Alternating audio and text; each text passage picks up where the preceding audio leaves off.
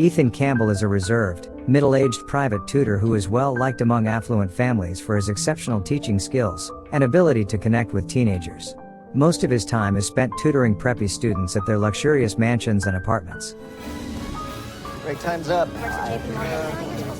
Reclusive, redolent, redundant. As he eagerly anticipates the arrival of his baby boy with his beloved girlfriend, Annie, Ethan's life is brimming with joy and fulfillment. One day, Ethan gets a call from the firm's manager, Chris, who has exciting news for him. A wealthy client is willing to pay him a whopping $2,500 a day to tutor his son, Jackson. Moreover, they will pay him under the table, but Ethan must stay on the premise for a week on a trial basis. Seeing it as a golden opportunity to earn extra money for his impending role as a father, Ethan happily agrees to the contract.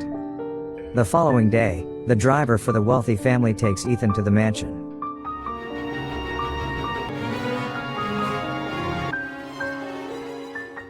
Inside the mansion, he meets Jackson and starts the session with him by giving him 25 minutes to complete the test. While waiting for Jackson to finish it, Ethan couldn't hide his curiosity after arriving at their magnificent mansion, so he goes all around the house. He then meets Jackson's cousins, Gavin, and his girlfriend Jenny. And then, when he returns to Jackson, he is impressed by Jackson's impressive knowledge and lightning-fast problem-solving skills. He even asks if he has seen the test before. While exploring the bungalow, he stumbles upon the odd couple again, and Ethan notices that Jenny can't stop looking at him. The next day, things start to get peculiar when Jackson is asked about his father's profession. Rather than answering directly, he hesitates and mentions that he's not allowed to disclose that information.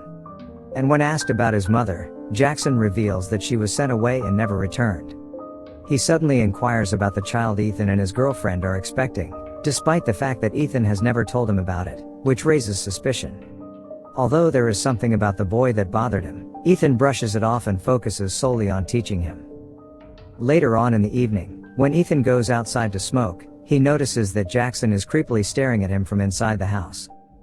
The following day, Jackson even begs him to take his picture with Ethan's camera, even though Ethan thinks it's gay.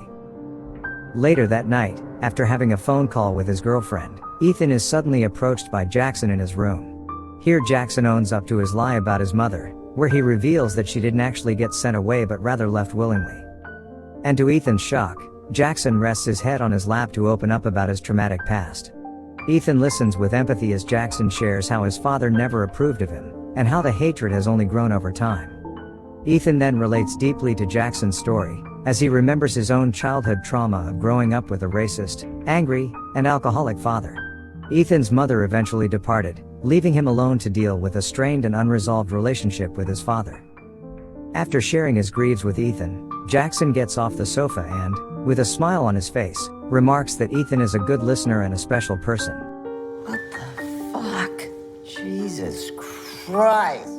Things get awkward for Ethan when Jackson approaches him again the next day, and invites him to a special dinner to mark the end of their sessions. Jackson says that Ethan is so cool that he wants to get to know him, but Ethan declines to join the dinner and confronts Jackson about his odd behavior. Later that night, Ethan regrets hurting Jackson's feelings. After all, he was getting paid more than his usual charge. He goes upstairs to apologize and walks into Jackson's room to find him, only to accidentally stumble upon Jackson's open laptop. To his shock, he discovers photos of himself and his girlfriend, clearly showing somebody has been stalking him. Without uttering a word, he leaves the room and questions Jackson about it the next day. Instead of clarifying the situation, Jackson breaks down into tears and starts beating himself maniacally. Ethan follows Jackson as he storms out of the room, only to come face to face with Jackson's father and one of Gavin's friends, Teddy. Despite Ethan's concerns, the man reassures him about Jackson's mental health, instructing him to handle Jackson the hard way. In order to put an end to all this madness, Ethan says goodbye to Jackson's father and apologizes for missing tonight's dinner. On his way home, he learns from Chris that Jackson's father has offered to triple his day rate for the summer, if he continues tutoring Jackson. With a baby on the way, Ethan reluctantly agrees to take the job, seeing the $8,000 paycheck as a means to provide for his family. To celebrate the good news, Ethan and Annie host a fancy dinner with their friends. Everything is going great until Ethan, under the influence of alcohol, makes inappropriate comments about Jackson being a psycho and having some sort of bipolar episode, leaving Annie and their guests uncomfortable. Out of nowhere, Jackson appears and introduces himself to Annie. He is obviously frustrated by Ethan's remarks. After saying that his family owns this building, he immediately departs from the restaurant, which makes Ethan feel bad. Annie is fed up with Ethan's strange conduct and constant mean comments about a seemingly innocent teenager. She believes he embarrasses himself and her in front of their friends, and it is not the first time he has done so while intoxicated. Ethan apologizes, finally realizing that Jackson is just a spoiled kid and nothing else.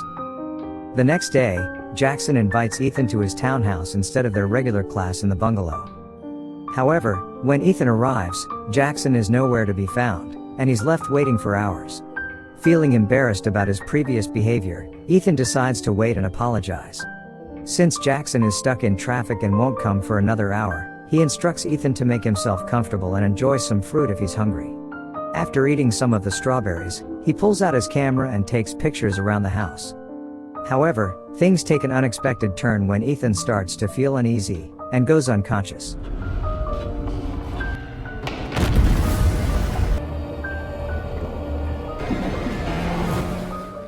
The next thing he knows, he wakes up in the lake, struggling to stay afloat. Luckily, he manages to survive, but when he returns home, nobody believes that he is drugged and thrown into the lake by Jackson. Even his wife Annie thinks he is lying since Ethan has cheated on her in the past. The icing on the cake is that some woman called in his absence, and now Annie thinks Ethan is having an affair. Here Ethan finally reaches his breaking point, and lashes out at Annie for her mistrust. The next day, he discovers the name of the drug Jackson may have given him, providing a possible explanation for what happened. Annie pretends to believe in him since she can't bring herself to believe that a teenager drugged and drowned him. As Ethan sifts through Jackson's photographs, searching for answers, he discovers something shocking beyond his expectations. He stumbles upon pictures of himself lying unconscious on a bed, while Teddy is seen trying to seduce him, creating the false impression that he was involved in an affair. Whatever Jackson is planning, it has gone too far.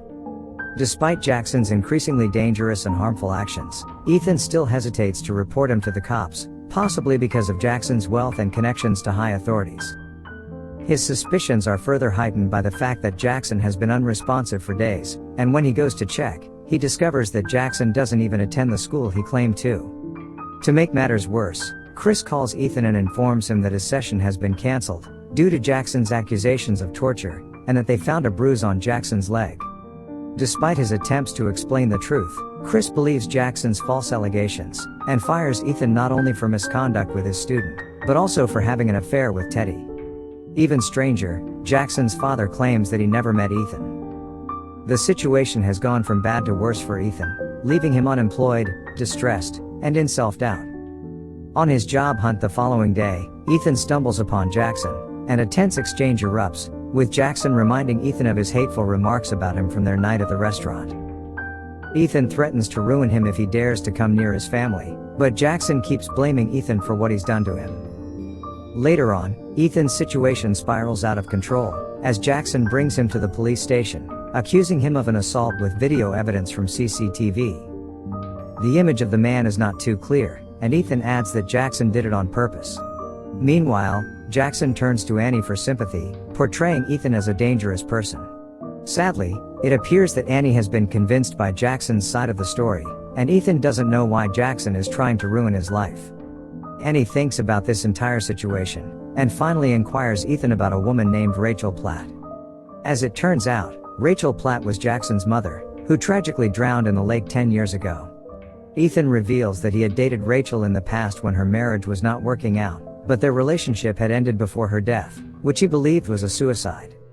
He also mentions that Rachel had struggled with mental health issues, and now he suspects that Jackson may have inherited them as well. Jackson apparently believes that her mother was murdered, and blames Ethan for it. Because of her pregnancy, Annie can't handle the distressing news, and thus asks Ethan to leave and give her some space for a few days. Over the next few days, Ethan searches tirelessly for Jackson, while spending nights in his car, but the boy seems to have vanished without a trace. He even attempts to visit Jackson's bungalow, but is met with confusion as the place belongs to Teddy's family, who claim that they don't know Jackson.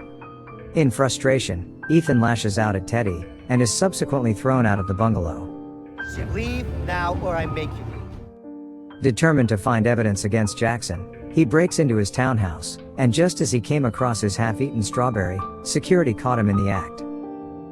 At the police station, Ethan continues to plead for his innocence, and asks them to question Jackson's father about Jackson's behavioral problem if required. But his claim about contacting Jackson's father is proven false, as it turns out that Jackson's father died 3 years ago due to cancer. Therefore, the cops order him not to leave the city for a few weeks until the case is solved. As Ethan exits the police station, he receives a phone call from Jackson, who insists on a meeting to settle things once and for all. If Ethan wants to avoid this continuous charade, he has to meet Jackson at the location where Rachel died.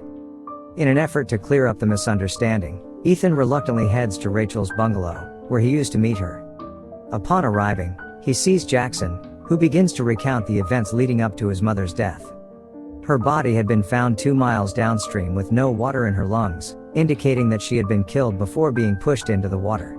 Jackson points out other pieces of evidence, such as her stuck heel on the deck, and the fact that her head was slammed against the deck with such force that it cracked the wood. Plus, the police had determined that this was the exact spot where Rachel had died, and this information was marked as confidential in their report, known only to Jackson, his father, and of course, the killer. The point is that Jackson never tells Ethan where they should meet, and it's quite strange that Ethan knows exactly where Rachel died.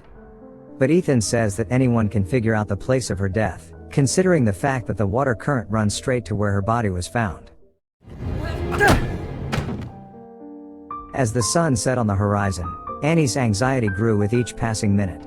She keeps staring at a tracker app on her phone, hoping that Ethan is alright. Meanwhile, Ethan has regained consciousness, and the moment he wakes up, he continues to refute Jackson's claim and tries to calmly make him understand how it was all a big mistake. As Jackson threatens to kill him, Ethan finally reveals that he was there with Rachel the night she died, but he left before she committed suicide. Since Rachel's husband gave her the ultimatum that she couldn't leave her family, Ethan begged her to spend one more night with him at the dock. But in the end, Rachel didn't want Ethan to leave, because she was madly in love with him. Rachel got hysterical, but Ethan didn't know she would kill herself, and he regrets leaving her alone that day. At this point, we think that Jackson will agree with the story. However, he had read his mother's diary, which clearly states how Ethan was in love with her, whereas she considered their relationship a weekend affair. She says that Ethan was a hopeless interloper, and that he was obsessed with her, while she had lost interest in him. It was clear that Rachel was scared of him, and believed he was mentally unstable. She also noticed how desperate Ethan was to belong to a world he was not born into. Finally, the words from Rachel's diary trigger Ethan, and he attacks Gavin.